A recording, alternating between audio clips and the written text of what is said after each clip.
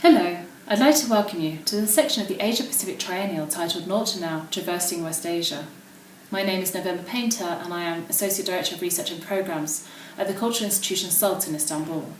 I was invited by the team at Queensland Art Gallery to co-curate with Russell Storer this very special section of the Asia-Pacific Triennial that specifically focuses on artistic production in the region of West Asia.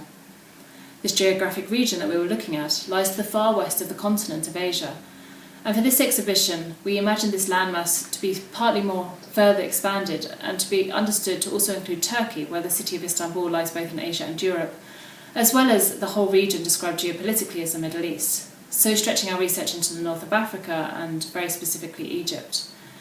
Together, the land area covered by these countries performed as an historical passage for exchange, with some of the earliest human migrations moving from Africa through the Middle East to Asia. In addition, it was here that the three related monotheistic religions, Judaism, Christianity and Islam, were born and first spread. Later, the transfer of trade and cultural relations along various pathways accumulatively came to be known as the Silk Route. The 7 artists' works that you will encounter in this exhibition, North to Now, articulate the cultural diversity and different conditions in the west of Asia. Yet due to historical migration across this region, parallel narratives also emerge.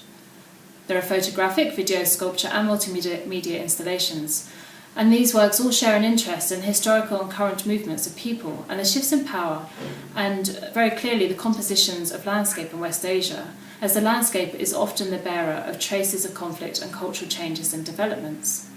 More specifically, the works included refer to, among other references, previous acts and ongoing proposals to redefine national borders, particularly in the geopolitical region of the Middle East. Also the military crusades that were initiated in the 11th century that sought to reintroduce Christianity to the Muslim world.